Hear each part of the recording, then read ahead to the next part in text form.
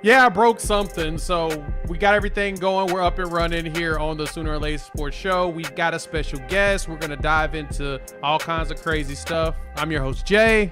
Thank y'all for pulling up here on the YouTube channel and listening wherever podcasts are downloaded and listened to. While you're here, please wipe your feet. Like, subscribe, rate, review. Give us 5 stars. You don't think we deserve it? Give us 5 anyway, and gift it. So, special guest joining us today. We got George Stoya, the hardest working man in the industry right now, because everything went down when he thought nothing was gonna happen. So, George, how you doing on this beautiful Wednesday evening? It's been an eventful day that I was not anticipating. I told you guys before we came on here, I woke up this morning, I was like, I don't have a whole lot to do today, kind of slow summer days. And of course, a couple of arrests and spent most of my day on the phone with the police. So that's how my day is going. That doesn't sound like a fun time. And wait, didn't you also do like the background investigation stuff around like the Lincoln Riley allegations of a black SUV driving around his house? Yes, I did do that. I forgot about that. That was like a year ago. I think that all came out, and I called Norman PD for that to find a police report, and they didn't have one or something. I can't remember what exactly happened there. So it's funny because the Norman PD and the OUPD, they know who I am, and it's because I'm often one of the first ones to usually get a hold of them if an OU football player is arrested. So oh wow, so they know you're an OU arrest guy. Yes, they were like, oh hey George, are you looking for Deion Burks' police report? And I said, yes. They're like, we have your email on file, and I said thanks. So all right. Yeah. We lose Jay. We may Jay's tonight. I don't know if Jay is using.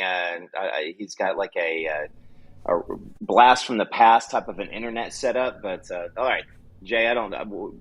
Did you switch your internet to T-Mobile's little in the house crap network? Yeah. Cox has been doing me dirty. So if y'all hear me, Cox has been awful.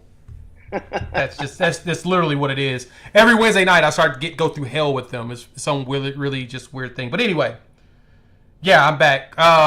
That's funny. I'm glad that they actually have you on record and they're prepared to provide you with the details. I guess we may as well start and lead there since that's what everybody's talking about. It looks like it's Deion Burks as well as Makari Vickers, DUI-ish or misdemeanors. I know they haven't put too many details out there on them. So is that a bad thing for them? Go ahead, George. I'm going to let you lead us off on that. Yeah, so Deion Burks, we know for sure, was a DUI on June 1st. He was arrested by Norman PD, which is a big difference because we'll get to OUPD here in a second. But he was arrested by Norman PD, driving under the influence as well as speeding. I think he was going 89 in a 65, which is why he was pulled over. My understanding is that he's not going to face a whole lot of punishment, at least that we'll see. They'll be handling it internally. He could get suspended. We'll see. With the season so far away, I don't really know. If he was suspended for the first game, it wouldn't surprise me necessarily, but I don't think that's going to be the case. I know that he was with the team this last week or so since his arrest, so I don't think there's any issue there. Obviously, just not a good situation. As for Makari Vickers, I know there's a lot of speculation going around about why he was arrested. I'm just not going to get into it just yet because I haven't gotten a police report, and that's been the tricky thing with him is that he was arrested by OUPD early this morning, I think around 2:50 a.m. On OU's campus. And so we don't know exactly. And the reason for that is when a player or anybody's arrested by OUPD, to get that police report, you have to go through the OU Open Records Office, which is just honestly a massive pain in the butt. Whereas when somebody's arrested by Norman PD, I can just call, the public information officer and they'll give me the police report. I talked to the OUPD public information officer today, and they were basically like, you have to go through open records, and that could take several days. So it's a really ridiculous process. I've heard certain things about why he was arrested. I have a really good guess as to why he was arrested, but just because I haven't seen the actual physical police report, I'm just not going to say what his was. But I do know that he was with the team this morning for team meetings. He posted bond at I think like 9:30 a.m. this morning, made it over to team meetings, and I'm sure we'll be spending some extra time with Schmitty as well as Deion Burks over these next couple months. Yeah, I was about to say this guy's going to probably be what's going to keep him busy. He's going to be a Schmitty built, guaranteed. Based upon the way things always go, they always end up just seeing Schmitty for a screw up. So we know that Schmitty's going to take care of him. The good thing is, well, one, I mean, Burke's situation happened, beginning of June. So it's been 11 days. And yeah. I guess that kind of leaked out after the Makari Vickers piece came down. Is that kind of how that got proper? Yeah, I think it was because the district county court clerk or whatever didn't technically file the misdemeanor in the counts against him until this afternoon, and so it didn't pop up in the system until then. And my understanding is that Makari, the only reason it popped up, because it's not, if you go looking in the police logs or anything, it's not there. The reason is because he was arrested by OUPD, and my good friend Ryan Chapman over at All Sooners, I believe, was tipped off and was able to contact OUPD, and they confirmed the arrest, but wouldn't say what it was for. So makes sense. So that's why it's just one of those things, coincidence that both the news dropped today. Yeah, that is very coincidental. I find this ridiculous because I myself never drank alcohol while I was in college, and so I just don't know. I mean, you shouldn't lie. I was definitely it's a different world we live in, right? But yeah, it's been a while since we've seen any of this with Brent's crew. Either it's been kept very, very well, or nobody's really had anything. I mean, we had a bunch of weddings last year, and so this is a little bit of a turn, but it just brings up this question, George. Do you think that we are now SEC ready, and we can also put together an all SEC suspension league, like an all suspension team? It's funny because my coworker Eddie Radosevich, the infamous Eddie Radosevich, today was saying that he's now going to place a bet on Oklahoma to win the national championship because of this news. But no, I mean, look, I think they, you never want guys having DUIs. DUIs are a very serious thing. I think that Brent's done a really good job with the program in terms of arrests. I haven't looked into it exactly, but I know I would think that the arrests are way down from where they were maybe under the previous regime. These are the first real 2 arrests that Oklahoma's had under Brent Venables. Jalil Farouk was arrested last year, if you guys remember, but that was for unpaid parking tickets. So I don't really count that because that's just craziness. But, there hasn't been a lot of discipline issues. And, I think that Brent's done a good job with that culture. And so it is interesting to see how he's going to handle this because, like I said, I don't really know if they're going to get suspended. Obviously, they weren't kicked off the team. I didn't anticipate they'd be kicked off the team. But it is going to be interesting to see, does he suspend them for part of a game? Does he not suspend them at all? Is it just a Schmitty situation? But I do think that it is kind of funny that people are now like, OU's SEC ready because they had a couple guys arrested. But again, you don't want these guys. There's too many options out there nowadays to get arrested for DUI. Like, don't be stupid. That's what I was about to say. Yeah, I mean, you just get an Uber, get a Lyft, have a friend that's going to be a designated DD for the night. If you're especially hanging out with a group, and you got to be smarter. Especially, and I guess the thing that disappointed me when it came, like Makari. Okay, he's young. He's going to do something stupid. I mean, Deion, you old. You're a veteran in this game. You should probably know, especially being at Purdue. I know they drink up there at Purdue, man. I've heard stories of people that have graduated from there. They drank, and it's cold, so of course they drank. So you should know a little bit better. So I'm not gonna really try to bash him too much on that, but Y'all go check out George's reporting on it. You follow him on the Xbird, whatever it's going to be called nowadays. Now they're hiding all the likes, and so that's kind of taking away some stuff. But go check out his page. All the reports and reporting and everything's there, as well as on Sooner Scoop. So I kind of want to talk football, though. Like, last week we had all the camps and everything, as well as some visits. And it feels like we're moving well with some people, and it feels like this is going to be a month where we potentially close down this class. So, George, I got one question for you. First off, how big of a class you think we're going to take? Because I know Venables said that he said it was going to be a smaller one, but it feels like we've got at least 10 in the chamber that we're going to probably take. Do you think that that's too much?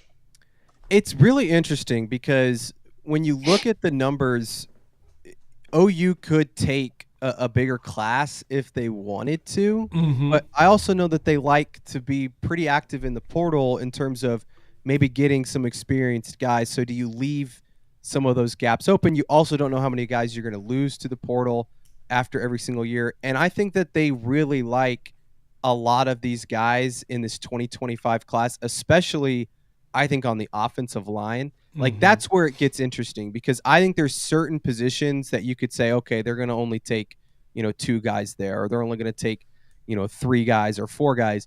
I think there's like 5 or 6 offensive linemen that if they all just said, hey, we want to come to Oklahoma, OU's not going to say no to them, right? Yeah. Fasusis of the world.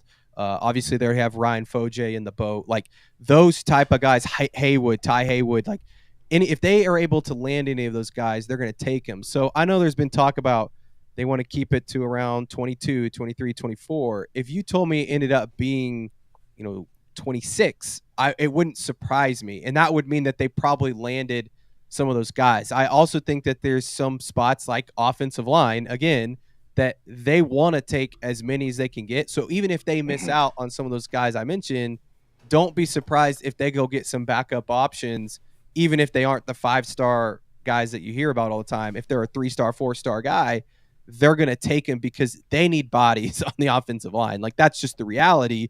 And the other reality is that they've missed on the offensive line recently. And so they need to land some of those high profile guys and just get more of them in the class. So I think you're going to see probably end up being a bigger class. Cause I also know Brent wants to take as many guys as he can. And he still believes, as much as they've used the transfer portal, like he still believes recruiting is the lifeblood of your program. And I think that's the right approach. I mean, you look at the best teams in college football, we'll see what happens with Ole Miss and Missouri and those type of programs this year.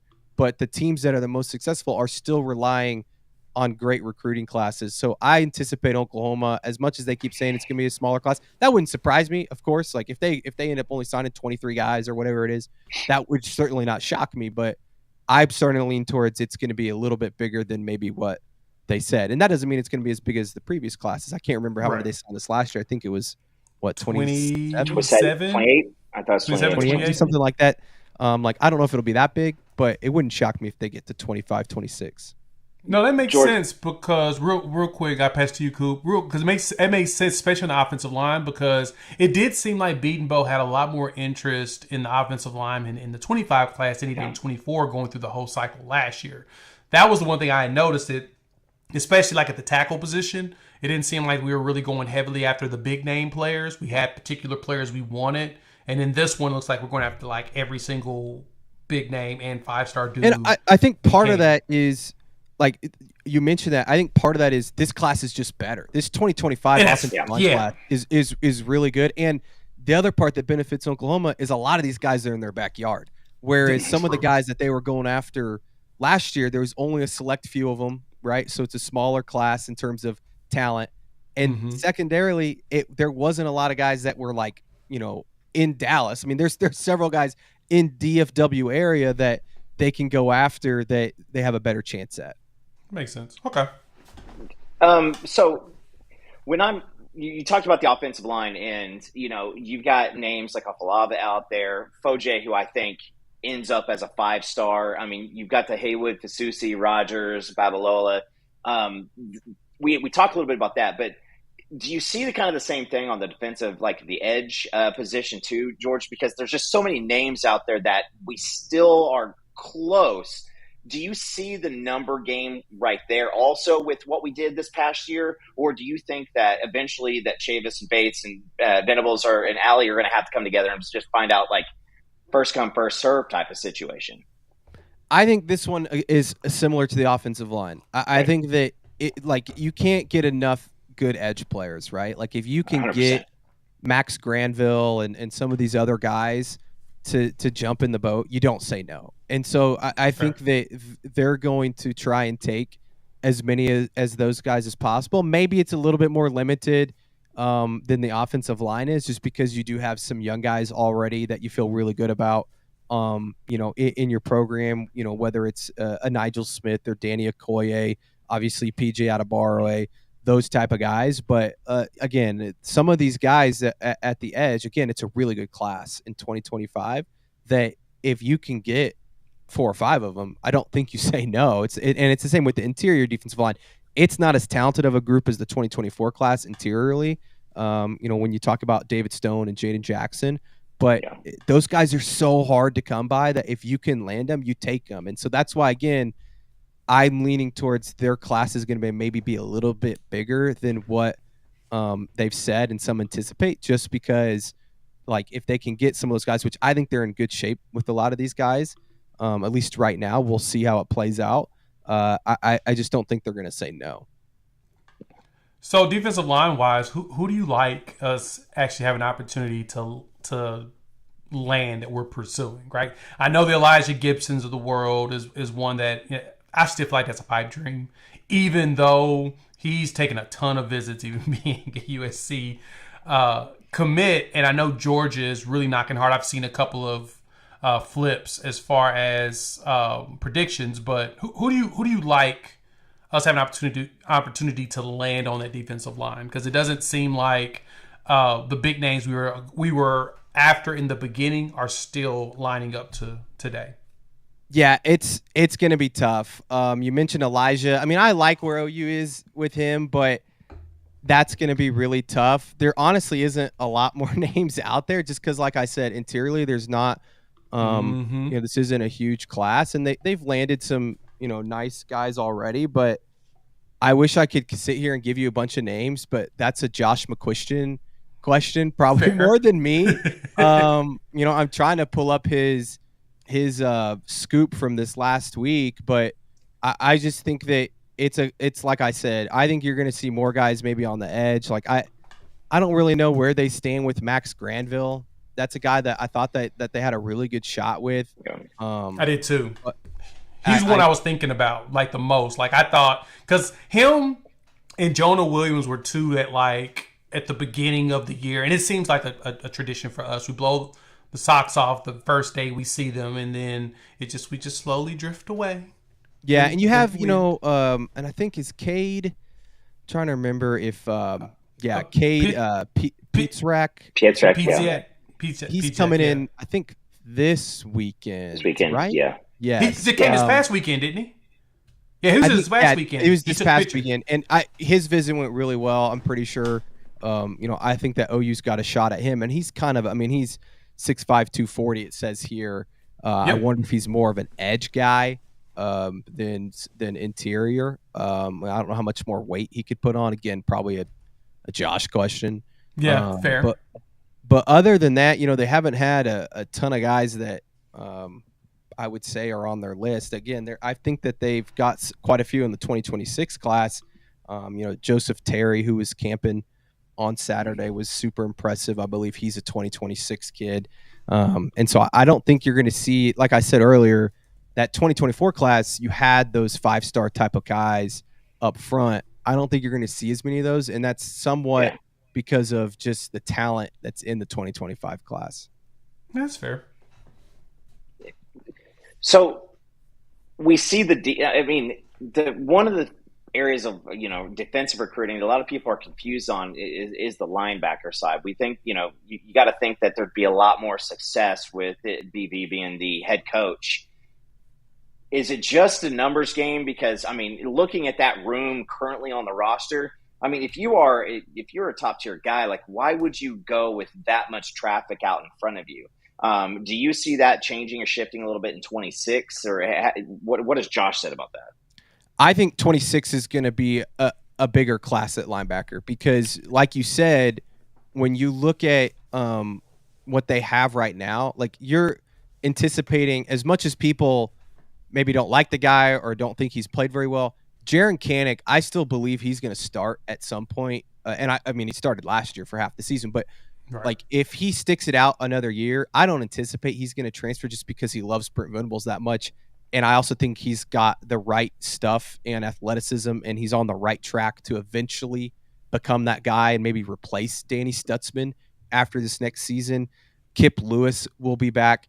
Kobe McKenzie, we'll see. I think that he's going to want to get on the field this year, and I think he can work his way onto the field.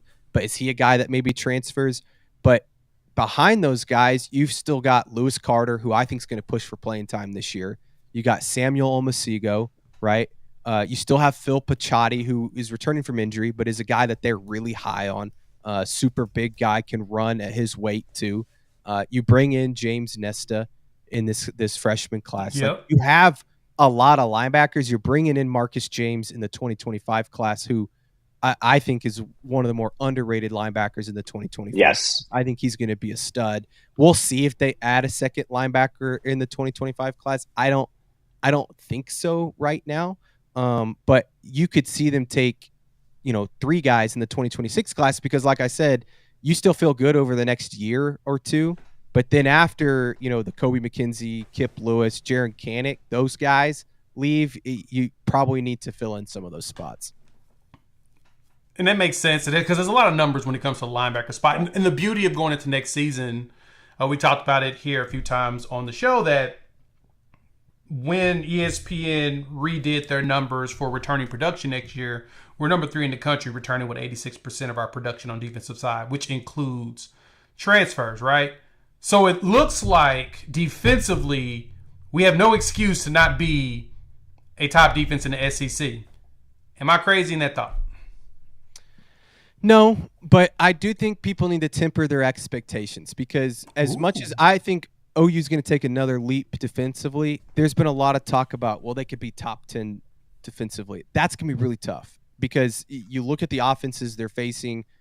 It's going to be a battle. But I do think that this can still be, like, you can say this is going to be a really good defense and also say it's not as good as the 2008 defense or the 2003, 2004 defense or the 2000 defense. Like, I think that they're more in that category of, like, probably better than the 2015 defense, which was a good group. I think that this is a group, when you look at the experience, you love Danny Stutzman, obviously Billy Bowman. Those are the guys you hear about all the time. But I love the guys on the edge. I don't think we're talking enough about those guys. I think Ethan Downs is someone that is going to have a really good year. I thought he had a really good year last year, and we just don't talk about him enough. I think R. Mason Thomas is going to be an X factor, and he's a guy that, all last fall camp, all I heard was he was tearing him up in practice until he got hurt. And so I anticipate him having a big year. I think PJ really came on late in the spring, so you want to see him continue that, into fall camp. And then interiorly, I think going out and getting a guy like Dominic Williams. I know they lost Jermaine Lole, but getting Dominic Williams this spring was massive because you can play him alongside DJ Terry. And when's the last time Oklahoma was able to play, a guy 320 pounds next to another guy that's 320 pounds? And I'm not saying they'll do that a ton, but you're going to see packages with it. And that's a nasty duo. And then behind them, you've got young guys like David Stone and Jaden Jackson who are over 300 pounds. And then it kind of becomes a toss-up of, does a Grayson Halton step up? Does a Devon Sears? Those type of guys, do you see them, get into that rotation? And I'm missing somebody there. But Caden Woolard. Caden Woolard's on the edge at transfer. On the edge. I think he's a solid player. And then the secondary, I haven't even mentioned the secondary. I think it's the deepest secondary OU's had in a long time. They've got, it's so deep that, Woody Washington, I know Woody wants to play other positions, but I also think that there's a chance Woody wasn't going to start at corner anyways, because you've got Yeah. Gentry Williams back, and if he's healthy, he's amazing. We've all seen that. Des Malone is a guy that I think we haven't talked enough about from them getting him in the transfer portal. I think he's going to start at one of the corner spots. Jacoby Johnson, I think, is a future star. So Makari Vickers, I know he was arrested today, but I still like his potential. I think that they've got a lot of guys at corner and safety. I mean, I could go on and on. Peyton Bowen, Robert Spears-Jennings, but look, I think this defense is going to be really good. Do I think they'll be a top 10? No, but I do think they'll be a top 5 SEC defense, which you can win a lot of football games with. And funny you say that, because if it ends up top 5 in the SEC, good chance it finishes top 10 in the country, just because of the history around the SEC and defenses. Yep. But the only problem you run into is you're competing against the Big Ten, in which about 3/4 of that conference is terrible, and they always just prop up and make everybody's defenses look a lot better than what they really are. But and it depends too, like what statistic you're going off of, because a lot of people want to say, oh well, total defense, OU was only 50 something in the country last year, and it's like, well, that's a really terrible stat, because that just means you gave up some yards, and like that's hard to judge based on how games go and big plays and things like that. Like if you watched OU's defense last year, I'm not saying they were great, but they were much improved from where they've been, and they got stops when they needed to. They got big turnovers. They turned those turnovers into touchdowns when Billy Bowman got his hands on the ball. So I think that you have to look at the advanced analytics, S&P Plus, all of those things, stop rate. Those are the numbers that, if you look at last year, OU had a lot of those numbers in the top 30, and they were really good. This year, I expect those numbers to jump maybe even to the top 20. And to add to that real quick, pass to you, Coop, looking at the defensive efficiency, and that's the reason why I asked the question about the defenses, because they're in Venable's only 3 stops that he's had, from OU to Clemson and now back, to Oklahoma. Kansas State, I don't really count that because he really, cut his teeth here at Oklahoma as a defensive coordinator. His trend in efficiency moved from the 50s to the 30s, 20s to the top 10s within like the 3-year span because of all the additional experience on the field. He did that as soon as he got to Clemson. Like literally the first year they were terrible defensively. Next year you saw the 30s, and then the year after that they're in the top 10, and then you have the number 1 and number 2 defenses as far as efficiency goes for like a couple of years down the line. And so I'm noticing, and that's when of course the Natties came. I'm seeing that same trend here. We went from the 50s to the 30s, and in some metrics we were like in top 15 or top 20, I'd say we were around 15. So I'm thinking having this returning production, having this many people experiencing this system, having people that actually knows the defense and can teach it to other people. It seems like, and I agree with tempering expectations, but it does feel like we have the opportunity, even though we are going to get some very potent offenses coming up with Kellen DeBoer's offense at Alabama, Josh Heupel's at Tennessee, even Drinks over there at Missouri, and then, of course, Lane Kiffin. We're seeing some, and hell, Hugh Freeze, it's all offensive dudes. Jeez Louise. We are seeing all offensive guys. So, yeah, expectations need to be tempered, but I agree with you. If we can finish in the top 5 defense in the SEC, I think that was very much a success. Yeah, you just got to, you got to look at it. You got to get stops. Like, that's the biggest thing, is you're going to give up some big plays in this league. The guys are going to have big moments. I mean, like you said, you're facing some really good offensive minds. You're also facing some really good quarterbacks. Jalen Milroe, I think, is a baller. Quinn Ewers. I know OU fans don't like Quinn Ewers, but he's still a pretty good quarterback. Oh yeah, Sark too. Sark, exactly. So I mean, Brian Kelly. Exactly. So you just got to get stops, and especially stops in big moments. Fourth quarter, when I was down in Destin talking to Brent for SEC spring meetings a couple weeks ago, he talked about, they have to be able to get stops in the fourth quarter, because he went and watched a lot of the games, and he said a lot of them came down to the last couple possessions, and he said the teams that won got stops. And so I think that that's going to be an emphasis, this summer in terms of their conditioning, and making sure that when it does come to that fourth quarter, they're not tired. And I think that, again, it comes back to, they talked a lot last year about that competitive depth, and they didn't have that in year one, and you saw it improve in year two. I think you're going to see it take another step in year three. Like I said, there's so many guys that you're not going to, the reality is there's going to be guys that get hurt during the season. Last year's Justin Harrington, Gentry Williams got hurt late in the year. Danny Stutzman, obviously. Like, you feel better about those guys behind them than maybe you did a year ago. And that's not to say, Kobe McKenzie, Kip Lewis, those guys, Kenai Walker weren't great, but all those guys that came in and stepped in those spots all have a little bit more experience and are more ready for those moments. And so that's why it's not about just the guys that everybody talks about. It's about the guys that you feel good that could come in late in the season when they're playing on the road at Missouri, right? So that's why you feel a little bit better about it than you did a year ago.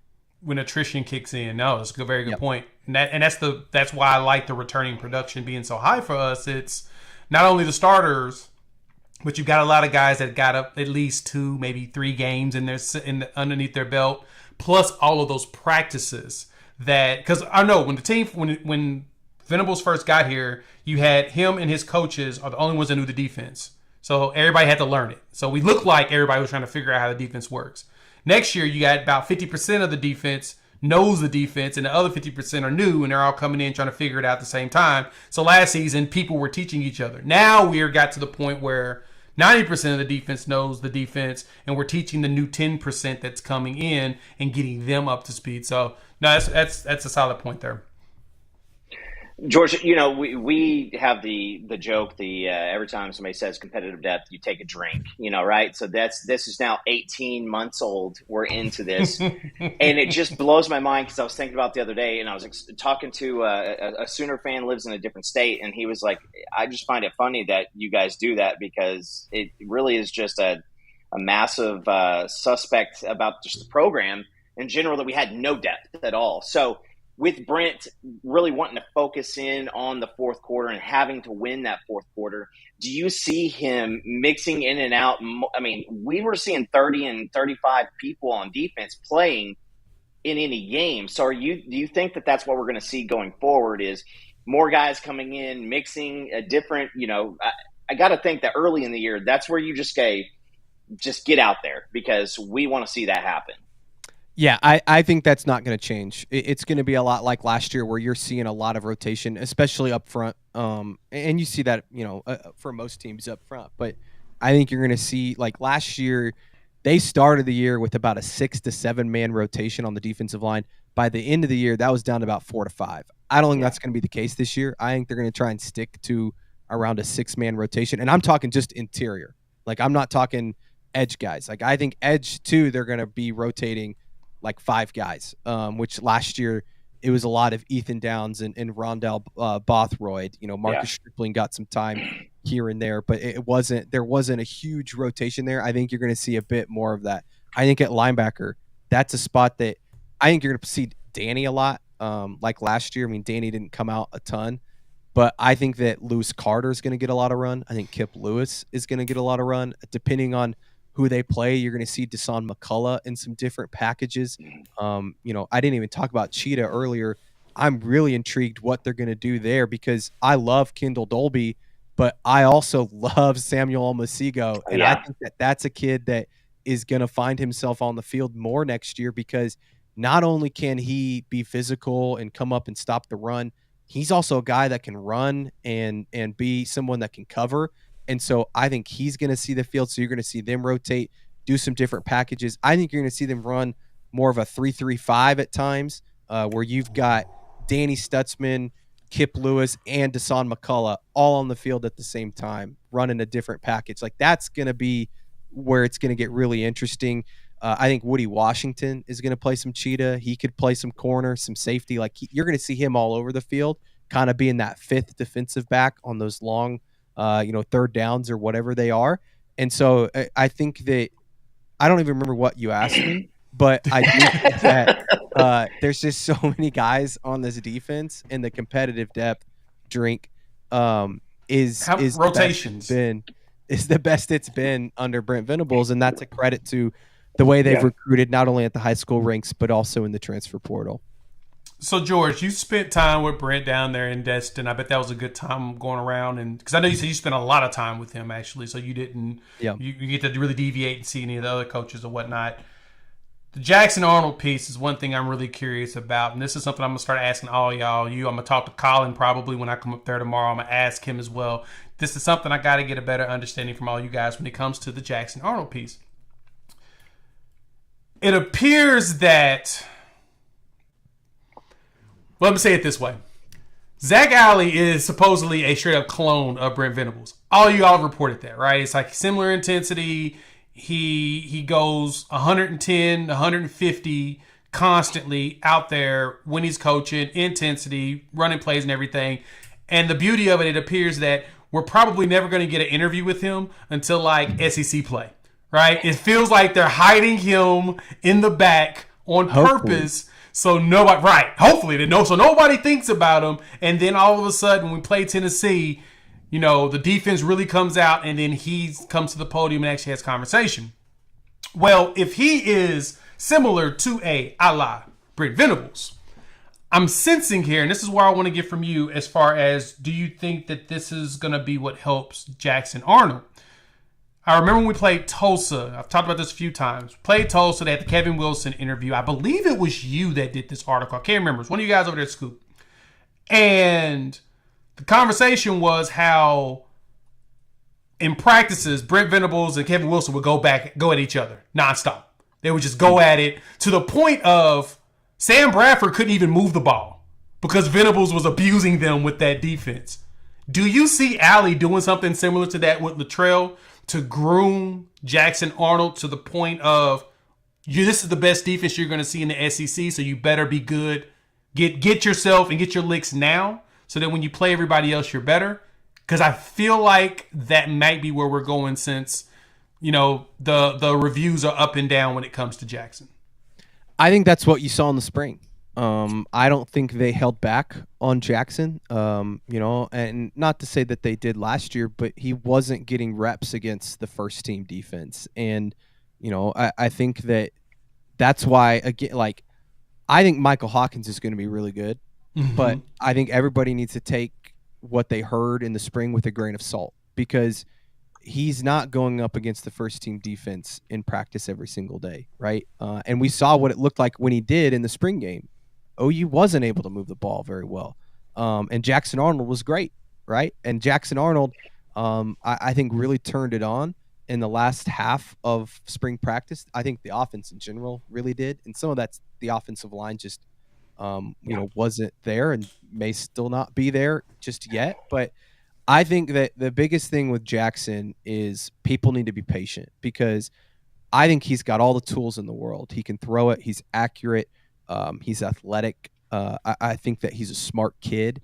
It's going to come down to decision making, and the way you get better at decision making is playing football. And so I think that you just have to wait and see how he reacts, and it might take all year for that to happen, for it to finally click. Like, that's just something that a young quarterback has to go through. But I think, to answer your question, they're not going to hold back again in fall camp, because the easiest he's going to see all year is going to be in fall camp, because they're going to be playing teams, you know, during the season. Not that they're better defensively than Oklahoma, but they're going to be throwing a lot of stuff at him that he's never seen. Whereas he's seen Oklahoma's defense.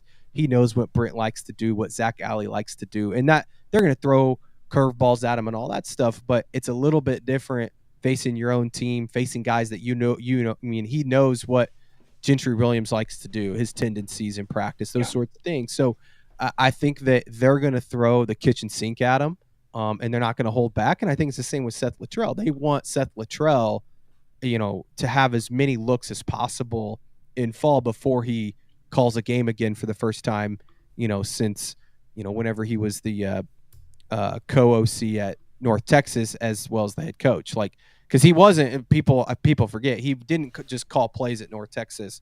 I think he only called plays 1 year as the head coach. So I think the first year, wasn't it? Or one of the middle years when he brought in a new offensive coordinator or something like that. But yeah, I know what you're talking about. So I think that both those guys, it's going to be one of those things. They're not going to take it easy on him. Brent's not that type of guy, and I'm assuming Zach Alley is not either. So I think they're going to do that as much as possible because, like I said, they know that he's going to go through growing pains. And if they can get some of those growing pains out early in fall camp, then obviously it'll help him come season.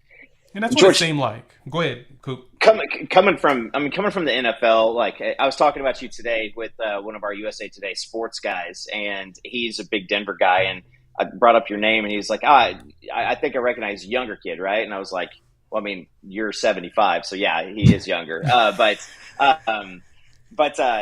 We were talking about just Oklahoma's setup is when you look at the NFL, where that model of winning is a younger quarterback with solid playmakers and a solid defense.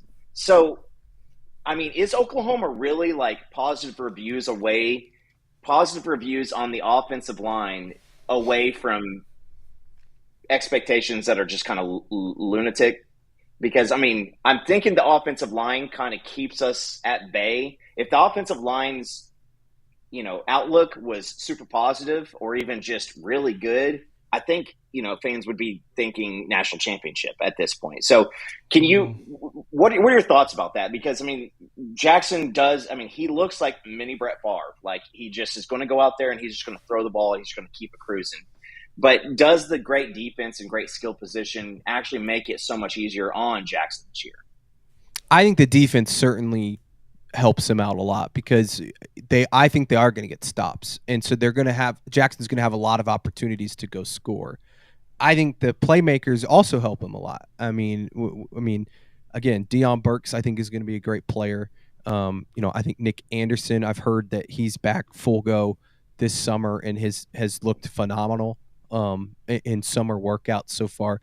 Jaden Gibson, I think, is going to take a big step next year. Yeah. I think the tight end room is going to be really good. At least they're going to be more involved than they were last year, and partly because Seth Luttrell's running the offense and also because they just have more guys than just Austin Stogner, who is the slowest tight end I've ever seen. So I think all those things work, but the part that's hard for any of this to go, as you guys know, is the offensive line. And I think the thing I'll say about the offensive line is, and I've been very critical of the offensive line. I've been very critical of Bill Beatenbow. I think I said after the Alamo Bowl game that this was a huge year for him in terms of if they can't figure it out, like what does his future look like at Oklahoma? And I still kind of believe that because this is like, he is really betting on, like he needs this year to just work at, around average. They just need to be solid this year because I do think he's going to land a really good freshman class and it's eventually going to come around and they're going to be better on the offensive line. But this group, and I'm kind of going all over the place here, but they are going to be, I think, middle of the pack in the SEC. And like you said, if they were in that top tier in the SEC, we would be talking about college football playoff, which I still think they can make the college football playoff just because their schedule's so hard and they win 9 games. I think they could sneak in. But, like, that's the difference. Like, you can't just be okay to be a national title contender on the offensive line. We saw the teams last year. Texas had a good offensive line. At least they turned it on late in the season, right? Michigan was dominant up front. Yeah, Washington. Alabama had a good offensive line. Not a great, but a good offensive line. Washington was really, really good. I mean, I think they won the Joe Moore. Yeah. So I think that this group is going to be better. I think there's some people out there that's like, this offensive line is terrible. I don't think they're going to be terrible, but they're definitely not going to be that Oklahoma standard that you're used to. And I also still think, though, that it is going to eventually come together, and they're going to do some things. Seth Luttrell and Bill Beatenbow are very close. They know each other very well. They're going to have some different things in terms of running schemes, running more outside zone, things like that are going to maybe cover up some of the issues they have up front. I think they're going to do a lot of stuff with the guards because I think they feel really good about their center and Branson Hickman and also the 2 guard spots. It's the tackle spot that you're a little bit worried about, but you can cover that up in some schematic stuff. And so I think that Seth Luttrell and Bill Beatenbow are smart coaches. They're going to figure that part out. So I guess the answer to your question is I love the defense, and I think they're going to help out the offense a lot by getting stops. I love the playmakers Oklahoma has. It's just, can that offensive line hold up? And when the guy goes down, because I really don't think, like, if you have a starting offensive line of Michael Tarquin, Jacob Sexton, Branson Hickman, Fabici Weewu, and Taylor, Heath Ozala or something, or Jake Taylor, or Jake Taylor, or you move Spencer Brown, Jacob Sexton out to. I don't think Spencer Brown's going to. Spencer Brown, I don't think had a very good spring, but at least I've heard that. But we'll see. But that's not a terrible starting five. I think you can figure it out.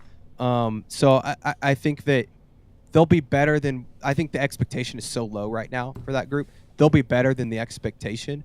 But then they also aren't going to be, the 2018 offensive line. Which makes sense. Yeah, the OU Twitter or expert account, dropped the typical propaganda, and I saw Gary Hatchett in there. It looks like he's running. Yeah, he looks good. He's full go, and I think he's one of those guys that's maybe stepped up as a leader. And we'll see. I don't really know who he's beating out on that offensive line. Like I said, I think they really like the interior that they've got going right now. But I do think that he's maybe, as a veteran guy, has been pretty vocal and is maybe he can be that McCade Matauer type, vocal leader.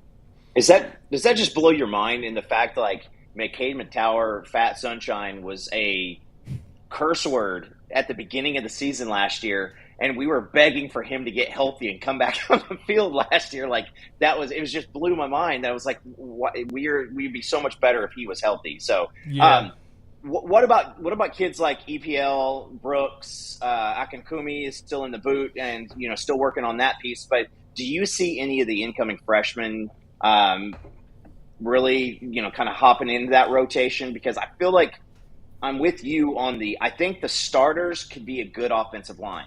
It's just the fact that I think that we can maybe absorb one injury, probably not two.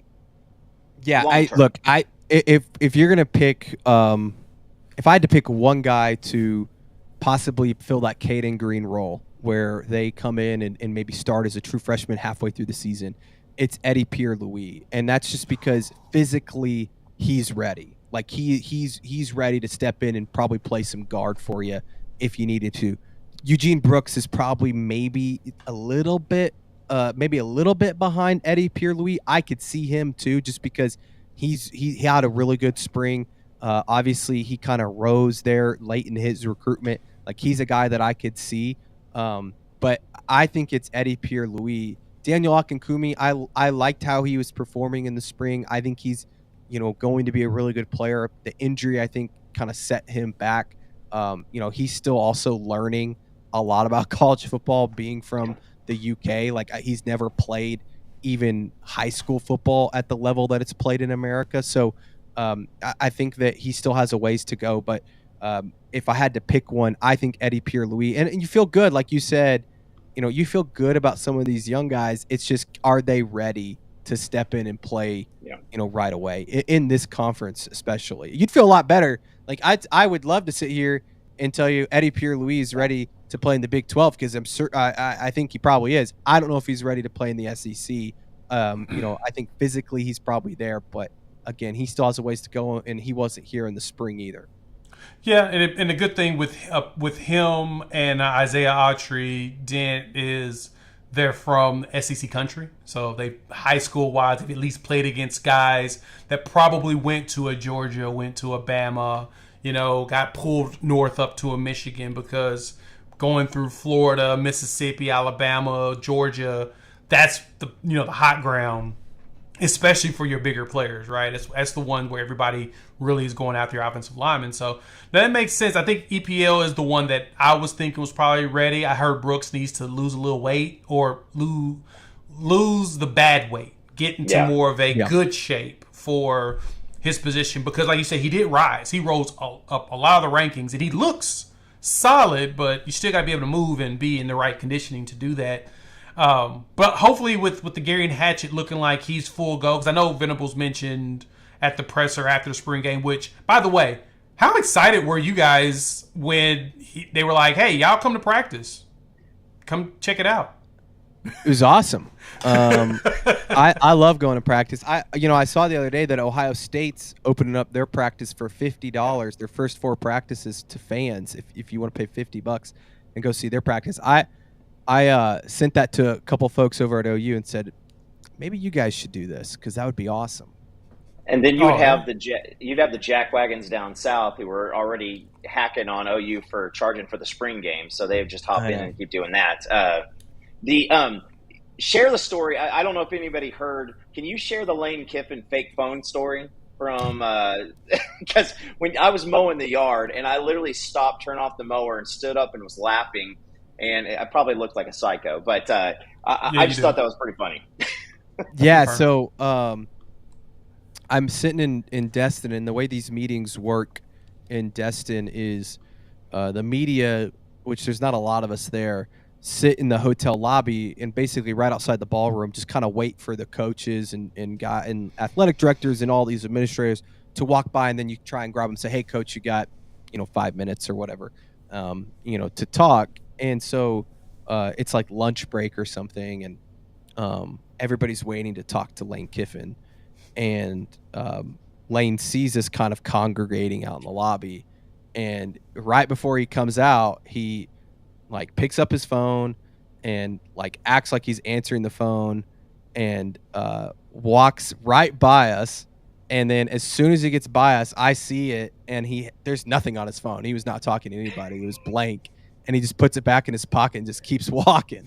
And I'm like, that's just typical Lane Kiffin. I don't blame him. That's my go-to move. He ended up talking to us, I think later that day, but it was clear he didn't want to talk to us in that moment. It's pretty funny.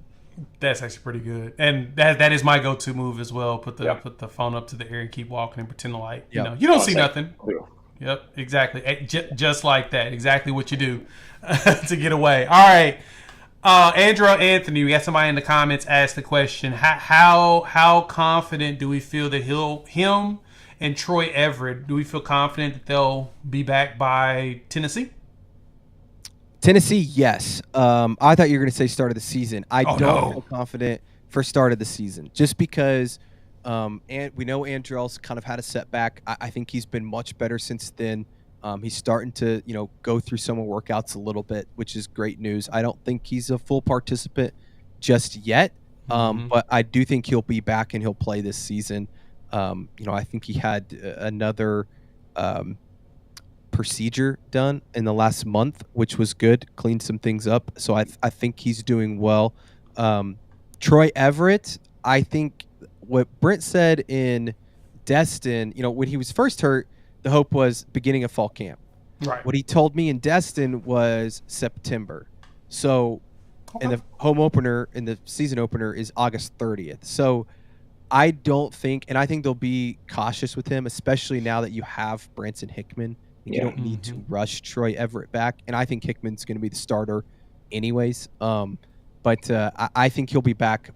I would say, when is the Tennessee game? September what? 21st. 21st.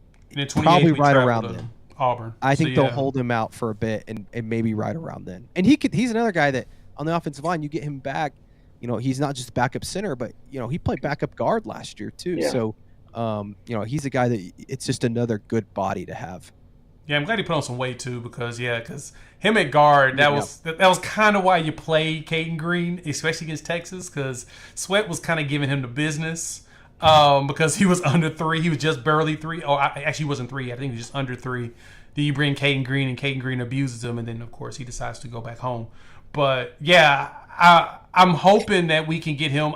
I'd say SEC is probably be the nicest. But the good thing is, like you said, still got Joshua Bates, who's learning the calls, and I think he'll be solid going forward. Heath Uzeda, I think he's got some opportunity. I think Logan Howland's probably about another year and a half to 2 years down the line. It feels like he's more of a play my senior year and my redshirt senior year type guy, because he transitioning from tight end to tackle, he's got a lot to learn. But speaking of which, I think it was PG I was talking to about that. Couldn't we just move Howland over to like an H-back or something? He has tight end experience. Because now we got to talk tight end. He's too big now. Is he too big? He's dang it. Like 300 something pounds. And I've heard he's actually been really good at tackle. Okay. To the point that it wouldn't shock me if he's like the backup left tackle this year. Ooh, okay. Especially with Sexton moving inside, or Sexton possibly playing some right tackle if Jake Taylor doesn't win that job. Like I think Hallen could maybe be your backup left tackle next year. They love his potential at tackle. So let's talk tight ends then. Bauer, Sharp. Everybody's talking about how elite he is. He's looking at Jake Roberts. Both of them were graded very high by PFF for receiving last season. Of course, Jake Roberts is a Seth Luttrell guy. Played at North Texas underneath him. Left as soon as he got fired. Went to Baylor. Came to us. Got Von Mitchell. Got Joshua Fanuel. Hampton Frey, if I'm correct. Frey is still somewhere on the roster. I haven't heard his name in a while, but if I'm correct, the former quarterback is still here. But recruiting has been just a struggle for JJF. Like, it's bad. And I feel bad for him because I feel like he's kind of collateral damage to, like, the last OC who didn't seem to want to use tight ends for the most part. Think we're going to turn that around? You think do you feel like, based upon the practices that you've seen and the way that Seth Luttrell runs things, that we're going to get a lot more tight end action? Yes. Yeah. I think you're going to see them run a lot more tight end stuff. I think you're going to see some H-back stuff, which, Bauer Sharp has done at Southeastern Louisiana. I love Bauer Sharp. I'm buying all the stock in him. I know that I think I hyped him up a lot during the spring, and then, of course, he gets on the spring game, and I don't even think he got one target. But I think one hit. Just Boganowski just try to kill him. One big hit. That's about it. Yeah. But I love him. I think that his athleticism is going to stand out. I think he can run. He's very physical. Is what we've heard from practice, is that he's somebody that is not afraid of contact, which you love to hear as a tight end that's going to be doing some blocking. So, and he got a lot of reps because I think Jake Roberts is going to start for Oklahoma if he's healthy. But to get Bauer a lot of reps, I think was important because he hasn't played at this level, but he's more than capable. I think you're going to see a lot of Jake Roberts, and Jake Roberts isn't going to be a world beater. He's not going to go out there and be an All-American, but he's going to give you what you need. He's going to be able to block. He's going to be able to run routes. He's going to understand the offense very well, and he's going to be a leader. So Jake Roberts is going to play a lot. The guys that I've heard that one of these two guys I think could be an X factor. And I know everybody thinks I'm going to say Devon Mitchell. I'm not going to say Devon Mitchell. I still think Devon Mitchell has got a little bit of time before he's there. And I think he's going to be great someday. So, yeah, it makes sense. I think Caden Helms or Cade McIntyre is going to end up being a dude. And I think I'm leaning towards Caden Helms. Caden Helms, when you go out to practice and you watch these guys, he just looks like a stud athlete. He looks like that Mark Andrews type guy. He's not somebody that you're going to line up, put his hand in the dirt, and tell him to block on the goal line. But he's a guy that you can flex out wide and have him do a lot of different things and be able to go up, make physical catches, be able to run after the catch, and do some different formations and schemes with. So I think and Cade McIntyre is the same way. I think that those two guys, if one of them can stay healthy and also just kind of make that next jump, they're the ones that, as much as I love Bauer Sharp and Jake Roberts, and I think you're going to see a lot of them more than anybody else next year at tight end, I think that Caden Helms or Cade McIntyre could come in and really be a difference maker in that offense. Yeah, we like our Nebraska tight ends, so I'm hoping that one of those two decide to go ahead and make it happen because we're going to have to third one too. They just got to stay healthy. I think we've all thought Caden Helms was going to be a really good football player. He just hasn't been able to stay on the field. So I think, and McIntyre, we saw early in the year last year, I think it was the Arkansas State game, late in that game, he showed some flashes, and then he, of course, broke his arm. So, I think that both those guys, if they can just stay on the field, one of them will find their way into some playing time because they want to play more guys at that position. They just were in a bind last year where they literally only had one tight end, and it was Austin Stockton. One healthy one, right? You had Josh Fanuel coming from D2 basketball, which athlete, but at the same time, not in Hampton Fay, which, the former quarterback. I figured he would have been closer to a Bauer Sharp athletically, but it doesn't appear to be that way. Since Bauer kind of walks in and looks like that dude, and everybody's been, like you said, you propped him up like crazy. A few others propped him up and have really gassed up how good he is. That makes sense. And so as long as Cade can stay healthy, He's the one tight end that he's really the X factor at all of them too. I agree. Vaughn is too young. I mean, technically this is his senior year in high school. Now he's playing as a freshman in college. And I still think he might see the field some next year. Okay. I just think that there's going to be some growing pains there. I think you might see some special packages with him where they're in the, inside the red zone or something, and you throw him a jump ball, or you run a play action inside the goal line, something like that. I just don't think, and maybe I'm wrong. Maybe he ends up being a freshman All-American next year and I look stupid. I just think that he's just so young that it's going to take him some time to not only get used to learning, mentally, the game and what they're asking him to do, but also physically. I think he still has some ways to go. Yeah. DeMarco Murray in his room. DeMarco, he's a Sooner fan, a Sooner favorite. Do we see Sawchuk stay the starter? Do you think that there anybody else can really push him at this point this year? And then what do you think? Is it going to be a 3 or 4 man rotation, or do you think it's going to be a little bit shorter? I think Sawchuk's the guy. I think it's pretty clear he's the guy. I think the way he finished last season, I think it was the last 5 games of the year, he rushed for over 100 yards, looked really good. I thought he was very decisive in his running, which he wasn't early in the season. I think part of that was that hamstring was bugging him a bit, but I think he's the guy. Is he the guy at the end of the season? I don't know. I think that they've got some really good talent in there. I really like, guys like Caleb Hicks. I think that he had a really good spring.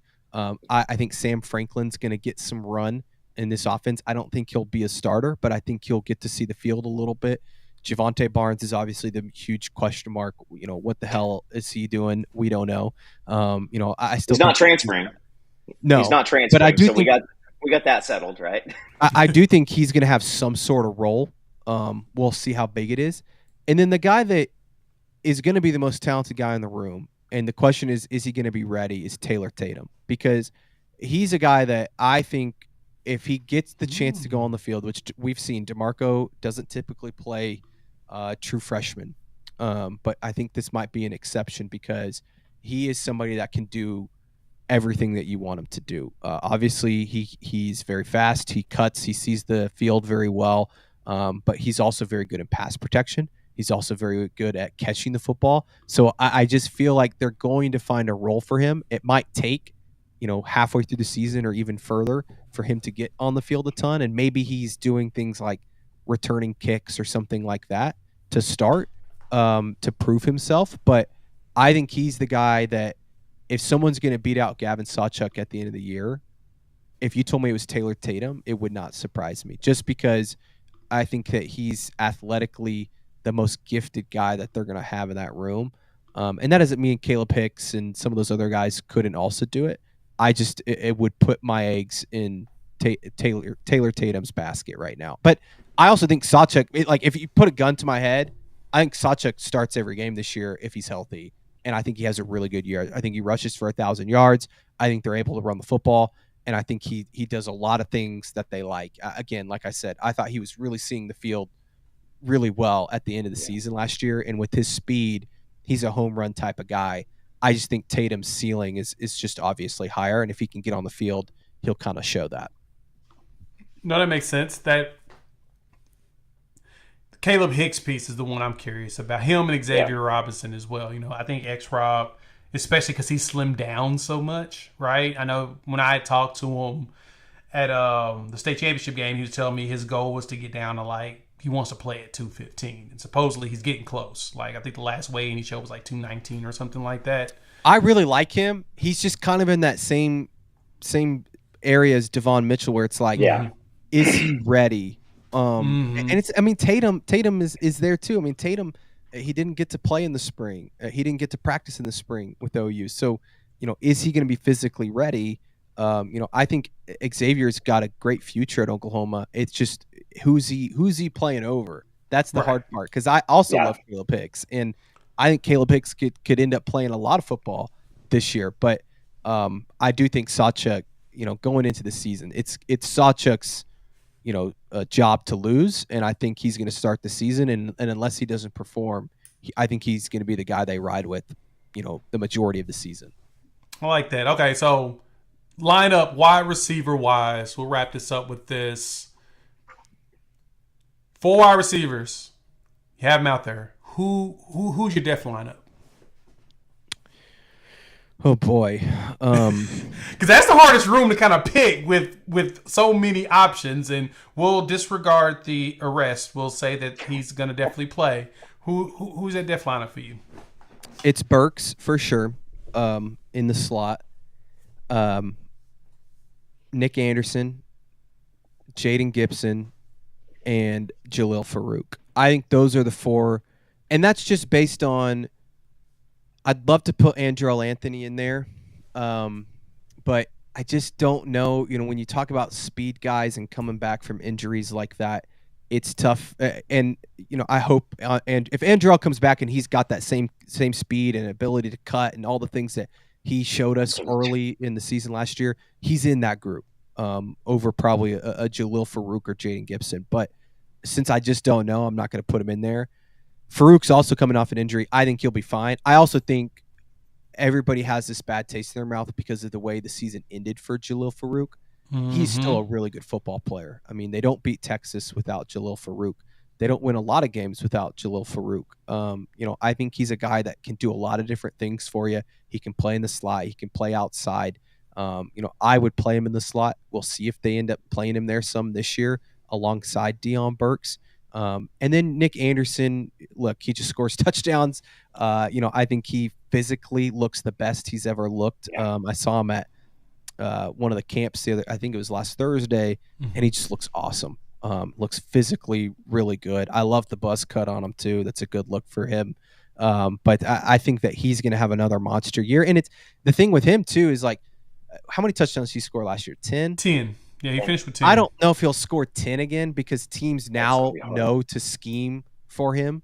But that's going to open up so many other guys because they're going to go turn on the tape to last year. Tennessee is, right? And they're going to say, man, we got to put an extra guy on this guy, or we got to put our best guy on this guy. Well, then who the hell are you putting on Deion Burks? And if you're putting your next best guy on Deion Burks, or you're putting your best guy on Deion Burks, and then your next best guy on Nick Anderson, you're talking about putting your third or fourth best guy on Jaden Gibson. I'll take Jaden Gibson in that matchup every day because I think Jaden Gibson is going to have a huge year. And we saw it last year when he got opportunities, the BYU game, the Alamo Bowl, like he made big plays that I think you're going to see again this year. The other guys too. And then, after that, it's just an embarrassment of riches at that position. I think Petaway still has a lot of potential as a guy you're going to see a little bit more this year. Mm-hmm. Brennan Thompson, if he can just stay healthy, is the fastest guy on the field, right? So I love the freshman too. Ivan Carrion had a really good spring. He's massive. We'll see how much playing time he gets, but he's so tall. You've got Zion. And he's actually a larger guy too. Like I heard that he's actually has size. When I saw him at the spring game, I was like, damn, he's actually kind of big. He's a biscuit away. He's a biscuit away from a tight end. He just is. So they've got some dudes there, man. Emmett Jones, like give him a raise. The two hires. I just want to say this before we leave. Emmett Jones and Zach Alley, the two hires that Brent Venables has made, and we'll see what ends up with Zach Alley. But I'm a believer in Zach Alley. Those are two home run hires. I mean, Emmett Jones, he's going to get an offensive coordinator job at some point, and maybe even a head coaching job at some point. That dude can recruit. And he also has done a great job developing guys. Drake Stoops spent 1 year with him, but the way Drake spoke about Emmett, tells you that he was behind a lot of the success that Drake had last season. So I anticipate, and it's a big reason why Deion Burks came to Oklahoma. So I anticipate that group to have a really big year. And especially with Jackson, being somebody that's unafraid to throw the ball down the field. He's going to turn the ball over some. But he's also going to make some big-time throws down the field with guys that I think are going to be able to get behind the defense. Yeah, as long as we get the ball to Jaden Gibson deep so he can try to run people over again like he did against Iowa State. Totally there for that. And like you mentioned about Emmett, Andrell Anthony comes in like the day that he gets hired, and then he becomes our best receiver, and our receiver room becomes one of our strongest units, right? We were so concerned about the wide receiver last season until And that's what I tell people that all the time. I say everybody's worried about the offensive line, and I think rightfully so, myself included. It's the number one concern. Last year, all the talk in the offseason was the wide receiver room just isn't good enough. They're just that's going to be the thing that holds back Oklahoma. They ended up being maybe the best unit on the team. Now, I'm not saying the offensive line is going to turn around and be the best unit on the team next year, but don't be surprised if they exceed your expectations, because that's what often happens. Last year, we talked a lot about the running back room. Oh, it's the best room on the team. They've got all these guys, and it was maybe the worst. It was maybe the worst group on the team at times. Tight end, I think tight end was always good. Tight end was bad. It doesn't even count. I will say everybody knew tight end was going to be bad too. Everybody knew when they just took Austin Stockton. They were like, okay, that room is not good. Yeah, it just couldn't stay healthy or whatnot. But no, I and that's, to wrap it up properly, I still have faith in Beatonbow being able to do what he did with a player like a Tyler Guyton, be able to get a guy that was a 3-star defensive lineman and turn him into a first-round draft pick at tackle. Right now, granted, Guyton had the athleticism for it, but he had to have the technical sound to be able to get there. And I think Beatonbow figured it out with a lot of the young players. But as you mentioned, the most important thing is we need more experience. We just lost so much experience on the line of actual players that now we've got to refigure all that out. So, Coop, last thing for you, and then we'll let Stoya get back to investigating. Yeah, George, I appreciate you hopping on. Pride of Tulsa, Oklahoma. T-Town, baby. Next time you sneak down here, let me know, and I'll have to go buy you a beer. But man, George, I mean, your ascension over the past year at Sooner Scoop is well deserved, and man, I just appreciate everything you do. I appreciate you coming on here. I mean, freaking Paul Feinbaum a couple days ago, and now on with us. I know, right? You're going places. Paul. Sorry, you downgraded, bro, but yeah. Feinbaum's not a subscriber to Sooner Scoop. I'm a loyal Scooper guy, so I have to jump on for you guys. But yeah, appreciate you guys having me on. It's been awesome, man. I tell people this all the time. I'm the happiest I've ever been being back in Oklahoma. I love covering OU football. I love working for Sooner Scoop and Carrie and Josh and Eddie, Bob. Like, we have a great staff over there. Got a new studio coming, so hopefully you guys can come by and check it out, because it's going to be awesome. But thanks for having me on, guys. Anytime you need me, just hit me up. Yeah, we'll schedule it again, man. Definitely. OV weekend's going to be huge. This coming weekend, the weekend afterwards. This is when, Party at the Palace, and next weekend is Champion Barbecue or whatnot. Oh, July 1st. Yeah. Okay. I thought you were talking about the SEC party, but that's no. But are y'all doing anything to go with the SEC party? Are y'all going to be setting up like a remote? We'll do some shows, from the studio. We're trying to get Feinbaum actually to come in to the studio. We'll see if we can do that. He's pretty busy, but we'll be out and about that day, because we know a lot of fans will be out and about with Love's Field Open and obviously the Barry Switzer Center and all the stuff that's going on. But we'll be around. So if you want to, stop by Campus Corner, because that's where we're at. We're right next to the deli, right on that corner. Yes. Yeah, we banged on your door after the spring game, and I think you guys. I remember that. You were texting me, and I just was like so locked in. You were recording, yeah. That's no. I just it looks great, and I heard Carrie say that the money has all been spent, so Josh can smile, and so man. But yeah, appreciate you hopping on with us, brother. Yeah, thanks for having me, guys. All right, everybody. Y'all have a good evening. Thanks to Stoya. We will be back, of course, on Sunday. We'll talk about the camps. We'll talk about the visits. And hopefully we get a commitment or two. I mean, it seems like somebody wants to be a Sooner. We got to tell them to go ahead and do it. So, all right.